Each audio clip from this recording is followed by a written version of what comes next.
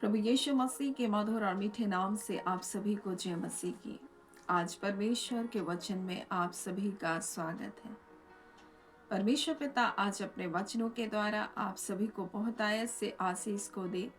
पिता परमेश्वर आज अपने वचनों के द्वारा आपसे बोले और बातचीत करें। यूहन्ना उसके 11 अध्याय उसके 45 से लेकर हम 53 तक हम देखेंगे, जहां पर यीशु के विरुद्ध षड्यंत्र को रचा जा रहा है। और यहाँ पर हम इस अध्याय में इस बात को पाएंगे कि यीशु के मृत्यु सारे संसार में उसके संतानों के इकट्ठे होने का कारण बना।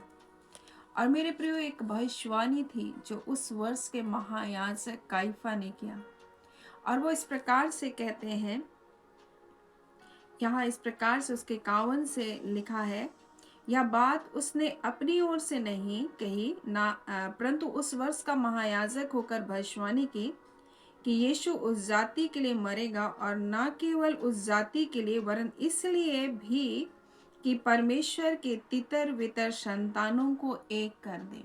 और यीशु मसीह की मृत्यु इसलिए भी मेरे प्रियो कि पृथ्वी भर में जो उसकी संतान है, परमेश्वर की संतान है, उनको एक कर दे। मेरे प्रिय, परमेश्वर का वचन हमें इस प्रकार से कहता है, हम अंधकार में थे, हम पापों में थे, परंतु परमेश्वर ने हमें अपने अद्भुत ज्योति में हमको बुलाया। हम दासवतों में थे, हम शैतान के गुलामी में थे, और परमेश्वर ने अपने पुत्र यीशु मसीह के द्वारा हमको स्वतंत्र किया। और जब हम इस वचन को पढ़ते हैं, पहला पत्रस और उसके पहले अध्याय में और उसके 23 में लिखा है, क्योंकि तुमने नासमान नहीं परंतु अविनाशी बीज से परमेश्वर के जीवते और सदा ठहरने वाले वचन के द्वारा तुमने नया जन्म पाया। हम नया जन्म कैसे पाते? जब हम यीशु मसीह के वचन के ऊपर विश्वास करते हैं। और परमेश्वर का वचन कहता है कि तुमने नासवान नहीं परंतु अविनाशी बीज परमेश्वर के जीवते और सदा ठहरने वाले वचन के द्वारा नया जन्म पाया। क्योंकि हर एक प्राणी घास के समान है, उसकी सारी शोभा घास के फूल के समान है। घास सूख जाती है, फूल झड़ जाता है, परंतु प्रभु का वचन युगान युग स्थिर रहता है।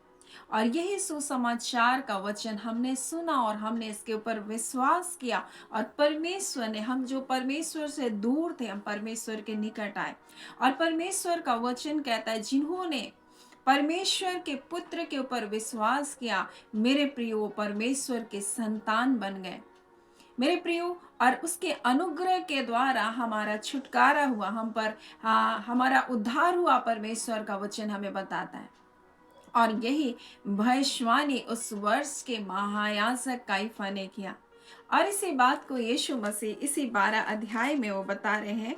जब हम देखते हैं उसके 23 में, तो यहाँ पर फिलिप्पुस आता है आंद्रियस से और कहता है कि मैं यीशु से भेंट करना चाहता हूँ। तब वहाँ आंद्रियस और फिलिप्पुस यीशु के पास जाकर यीशु से कहे। इस पर यीशु ने उससे कहा, वह समय आ गया है कि मनुष्य के पुत्र की महिमा हो। मैं तुमसे सच सच कहता हूँ, जब तक गेहूं का दाना भूमि पर पड़कर मर नहीं जाता, वह अकेला रहता है, परंतु जब वह मर जाता है तो बहुत फल लाता है। मेरे प्रियो, और यीशु मसीह ने अपने मृत्यु के बारे में बताया। वो कह रहा, मैं अब अकेला हूं, परंतु जैसे मेरी मृत्यु होगी और मैं मर करके जी उठूंगा।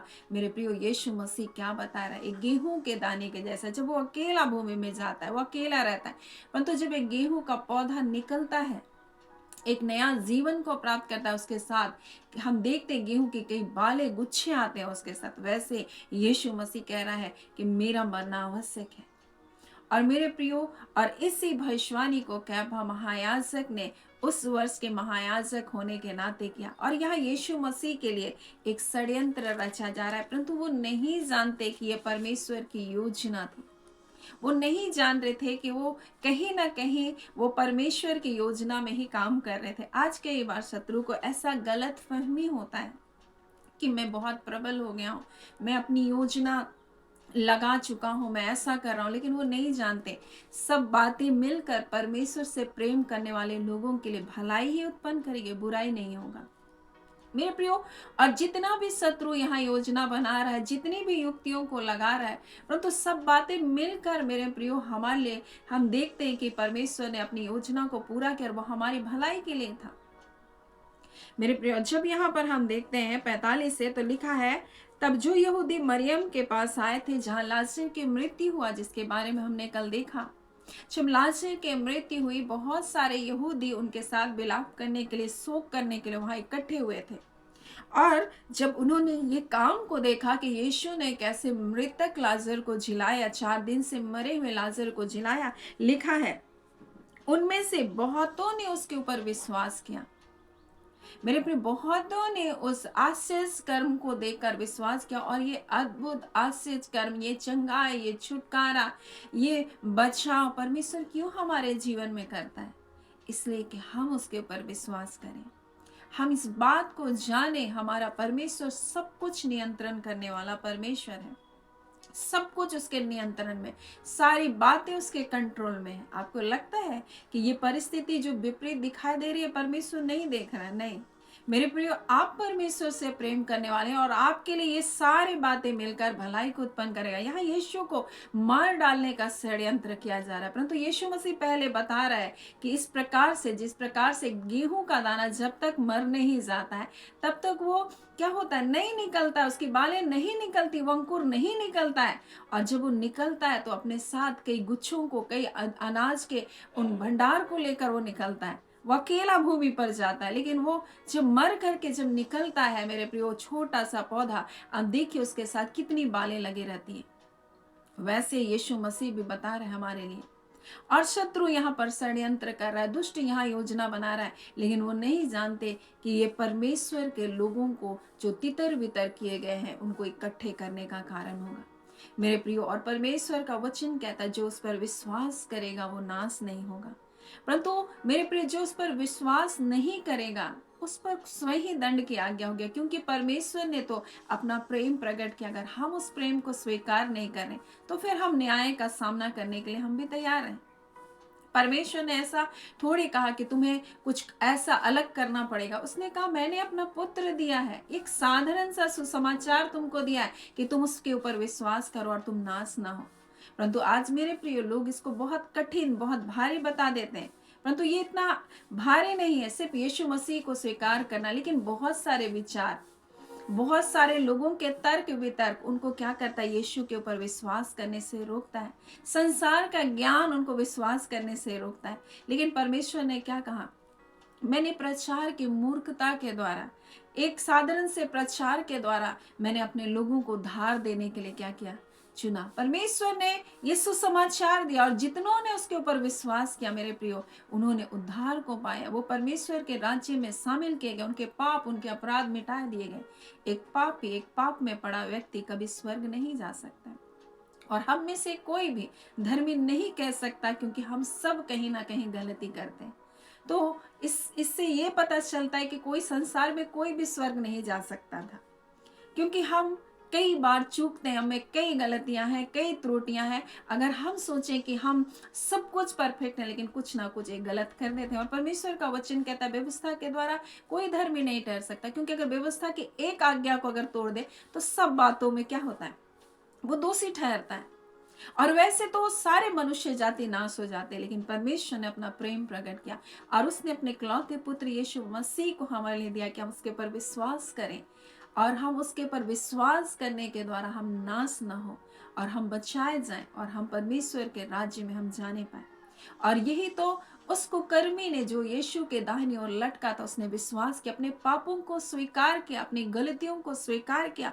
और जब मैं यिर्मयाह उसके 3 अध्याय में जब मैं पढ़ रही थी, तो इस प्रकार से लिखा है, परमेश्वर कहता है, केवल अपने अपराधों को मान लो। कितना अच्छा है हमारे पिता, इतनी गड़बड़ियों को देखकर, इजराइल और यहूदा के पापों को देखकर, जो उन्होंने परमेश्वर को क्रोध दिलाने के लिए उन्होंने किया, उन्होंने पत्थरों को ईश्वर बनाया, उन्होंने पेड़ पौधों को ईश्वर बनाया, जबकि सब कुछ को बनाने वाला परमेश्वर है। परमेश्वर को रिस दिलाया, परंतु परमेश्वर कहता है केवल अपने अपराध को मान ले, केवल अपने पाप को, तू गलतियों को मान ले। परमेश्वर कहता है, हे मेरे लड़कों, हे मेरे भटकने वाले लड़कों, मैं तुम्हारा भटकना सुधार दूंगा। बस अपनी गलतियों को स्वीकार करो। मेरे प्रिय, मनुष्य गलती करता, अपने पापों को करता, लेकिन कभी मानता नहीं, कभी स्वीकार नहीं करता। देखिए, अदन की वाटिका में ये प्रारंभ हो चुका था। सब एक दूसरे के ऊपर दोष लगा रहे थे। आदम हवा के ऊपर, हवा सर्प के ऊपर दोष लगा रहे थे, परंतु किसी ने परमेश्वर से नहीं कहा, पिता हमसे गलती हो गई, हमने आपकी आज्ञा का उल्लंघन किया, हमें माफ कर दे। परंतु ये माफी किसने मांगी? ये माफी यीशु ने हमारे लिए मांगी। जब को क्रूस पर टंगा था, उन दर्द से होकर गुजर रहा था, उन कोड़े की मार खाया था, जहां उसकी चमड़ी उधड़ चुकी थी, उसकी हड्डियां दिख रही थी, वो जो लहूलुहान था, जो कांटों का मुकुट पहना हुआ था, और उसके सिर पर 50 से अधिक उच्छेद हो चुके थे, जहां से लहू बह रहा था, लहूलुहान था, घुटने छिल चुके थे, हाथों को किल से ठोका गया था, शरीर लहूलुहान था, दर्द से भरा हुआ था। एक छोटा सा चोट अगर आपको लगे और उसमें अगर कोई हाथ लगा दे, आप तिल मिला उठेंगे, उतने घावों के साथ वो क्रूस पर टंगा हुआ था, उन दर्द, उन पीड़ाओं के साथ था। फिर भी वो क्या कह रहे, पिता इनको क्षमा कर दे।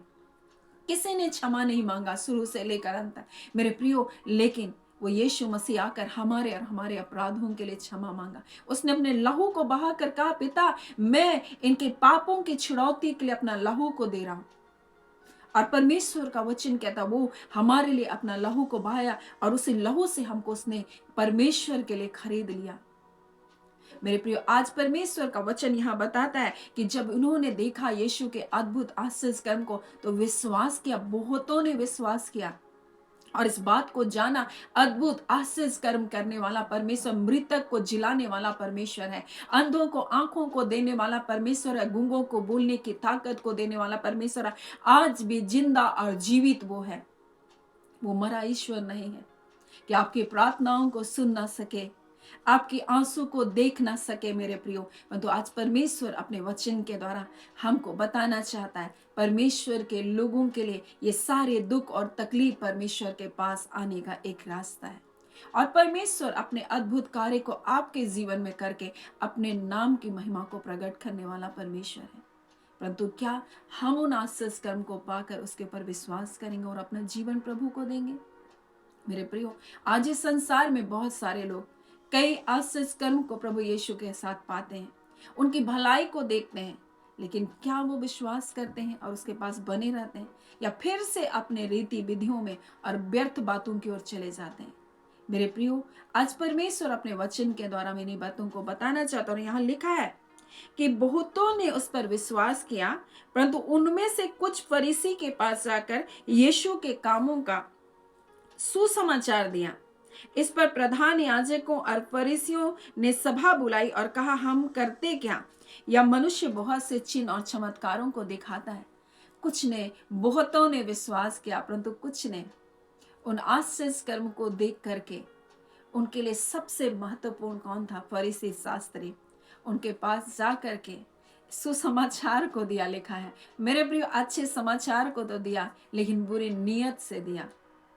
मेरे प्रियो, आज मैं आपको बताना चाहती हूँ, बहुत सारे लोग सब कुछ देखने के बावजूद उनका हृदय कठोर है। सब कुछ देखने के बाद भी वो अपने जीवन में ऐसा सोचते हैं कि अरे, अगर हम ऐसा प्रार्थना करें, हम ऐसी संगति में जाएं, तो हमारे जो लीडर्स है, अगुवे हैं, वो क्या बोलेंगे। और ऐसे ही कुछ लोग रीति विधियों में फंसे हुए थे। इन आश्चर्य कर्म को देखने के बाद भी उन्होंने विश्वास नहीं किया यीशु मसीह का, और फरीसी और शास्त्री के पास गए और उन्होंने क्या कहा, यदि हम उसे छोड़ दें तो सब उस पर विश्वास ले आएंगे, और रोमी आकर हमारी जगह और जाति दोनों पर अधिकार कर देगा। यानी कि वो सोच रहे थे, हमारी संख्या अगर घट गई, हमारे यहूदी लोग अगर यीशु मसीह के ऊपर विश्वास कर लिए, तो हमारी संख्या अगर घट गई, तो रोमी आकर के हमारी जगह पर कब्जा कर लेंगे। उनको ये बहसत आ रहा था। आज इस संसार के सत्ता के लिए, इस संसार की बातों के लिए लोग आज प्रभु यीशु मसीह के ऊपर विश्वास नहीं करते। आज उनको लगता है कि ये संसार है, ये समूह ही मेरे लिए सब कुछ है, ये लोग ही मेरे लिए सब कुछ है, लेकिन वो यीशु पर उस विश्वास को नहीं रखते। आज मनुष्य के ऊपर विश्वास रखते हैं। मनुष्य आपका उद्धार नहीं कर सकता है। मनुष्य ने आपके लिए लहू नहीं बहाया। हाँ, हम एक दूसरे से प्रेम करें, एक दूसरे का आदर करें, हम जहाँ अधीन है वहां अधीनता के साथ जिए, लेकिन अपना विश्वास यीशु मसीह के ऊपर रखें। अपना जीवन उसके साथ एक सही संबंध को बनाए रखें अपने जीवन का। मेरे प्रियो, हमारा वो पिता है और जिसने हमें बचाने के लिए अपने इकलौते पुत्र को दिया। अब जितनों ने उसे ग्रहण किया, परमेश्वर ने उसको अपना संतान बनाया। हम परमेश्वर के संतान है, कभी भी ना भूलें। हम उसके गुणों को कभी ना भूलें। हम उसके जो आचरण है उसको कभी भी ना भूलें। हमारा परमेश्वर कैसा महान है, हम इस बात को कभी भी ना भूलें। हमारा पिता कितना सामर्थी है, हम इस बात को कभी भी ना भूलें। वो अद्भुत आश्चर्यजनक कार्य को करने वाला परमेश्वर है। हमारी निर्बलताओं में बल को देने वाला वो परमेश्वर है। हमारे दृष्टि में जो असंभव है उन बातों को संभव करने वाला वो परमेश्वर है। इतना महान परमेश्वर है। अगर शत्रु कोई भी युक्ति, कोई भी योजना यहाँ चल रहा है, तो यहाँ पर भी वो परमेश्वर की महिमा के लिए, और परमेश्वर का वचन कहता है, काइफा ने इस बात को स्पर्श का महायाजक होने के नाते कहा कि यीशु उस जाति के लिए मरेगा, और ना केवल उस जाति के लिए वरन इसलिए भी कि परमेश्वर के तितर बितर संतानों को एक कर दे। सो यीशु मसीह की उस मृत्यु के द्वारा परमेश्वर ने हम सबको अपने पास बुलाया, मसीह यीशु में हमें एक करने के लिए। सो परमेश्वर पिता इस वचन के द्वारा आप सभी के जीवन को बहुत आयत से आशीष को दे। आमीन। हम प्रार्थना करेंगे। धन्यवाद देते हैं जीवते सच्चे सामर्थी मेरे पिता परमेश्वर, प्रभु यीशु मसीह के नाम से अब हम आपके पास आते हैं। हम आपकी स्तुति करते हैं, आपकी बड़ाई और आपकी प्रशंसा करते हैं। अबा, आज के सुंदर समय को जो आपने हमें दिया, आपकी दया, आपके अनुग्रह, आपके प्रेम के लिए पिता, आपकी अद्भुत सुरक्षा के लिए पिता, जो आपने अपने बेटे यीशु मसीह के लहू के द्वारा हम सबके जीवनों में दिया।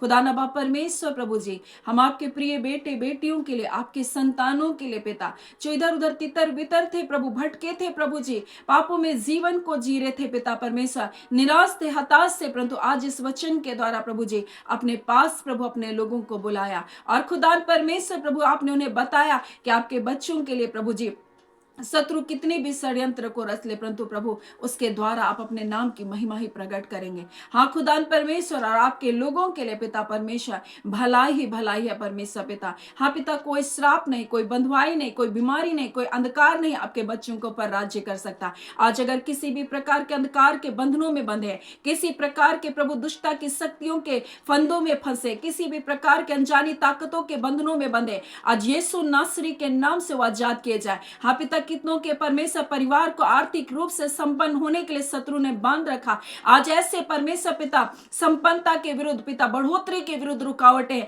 आज यीशु के नाम से वो सारे बंधन टूट जाए। यीशु आपके नाम में सामर्थ्य है प्रभु जी, कि आज यीशु आपके नाम के द्वारा वो बंधन तोड़ा जा रहा है। कोई श्राप नहीं प्रभु, कोई बंधुआई आपके बच्चों के ऊपर कार्य नहीं कर सकता। आपके लोग आशीषित हैं प्रभु मसीह यीशु में, आपके लोग जयवंत है मसीह यीशु में। आपके लोग परमेश्वर पिता उन भलाइयों को देखेंगे परमेश्वर, जो आपने पहले से अपने लोगों के लिए तैयार करके रखा। आपने उन आशीषों को पहले से दे दिया है मसीह यीशु में, आपने उन भलाइयों को पहले से तैयार करके रखा है प्रभु जी। आज खुदा यीशु के नाम से प्रभु वो भलाइयां, वो आशीष आपके बच्चों तक पहुंच नहीं पाए, जिनका विवाह परमेश्वर नहीं हो रहा है, रुकावटें हैं प्रभु यीशु के नाम से उन रुकावटों को मैं तोड़ती हूँ। जो पिता परमेश्वर बार बार एग्जाम को दे रहे, इंटरव्यू को दे रहे, परंतु फेल हो रहे प्रभु, आज उन रुकावटों को हम यीशु के नाम से तोड़ते पिता।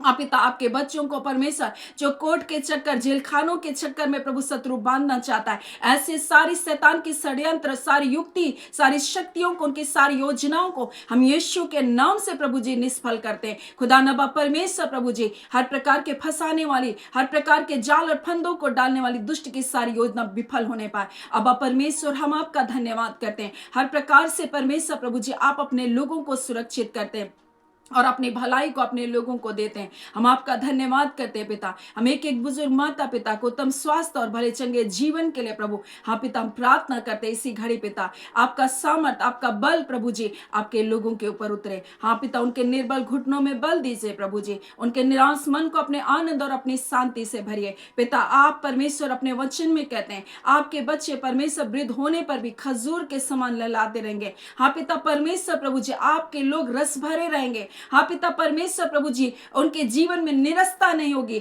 उनके जीवन में निराशा नहीं होगी, परंतु वो सदा आनंदित बने रहेंगे। आपका आनंद परमेश्वर उनके जीवन में परिपूर्ण होने पाए, आपकी शांति से वो भरे जाए खुदा परमेश्वर। और पिता एक एक प्रिय भाई और बहन पिता जो अपने पारिवारिक जीवन को जीते हैं पिता, अपने परिवार में अपने परिवार की देखभाल करते हो प्रभु, कई बार परमेश्वर निराश होते हैं, कई बार टूटते हैं प्रभु जी, तो खुदा उन परमेश्वर आप उन विपरीत परिस्थितियों में अपने लोगों को आप बल दीजिए, उनकी आवश्यकताओं को पूरा कीजिए। आप यहोवा यिरे हैं प्रभु, आप उपाय करने वाले परमेश्वर हैं प्रभु जी। हाँ पिता, आप उपाय करने वाले परमेश्वर हैं और निश्चय खुदा परमेश्वर आप अपने बच्चों के चरवाहे हैं पिता, और आपके लोगों को कोई घटी नहीं होगी। हम आपका धन्यवाद करते हैं पिता, हम आपकी स्तुति करते हैं पिता, हम आपकी तारीफ और प्रशंसा और बड़ाई करते हैं, क्योंकि आप ऐसा कर रहे हैं। आपने ऐसा अपने लोगों को आशीष को दिया है। हाँ मेरे पिता, आपके लोगों का भाग सूखा नहीं है, परंतु आपके लोगों का भाग परमेश्वर हरा भरा है। पिता परमेश्वर प्रभु, आप अपने लोगों को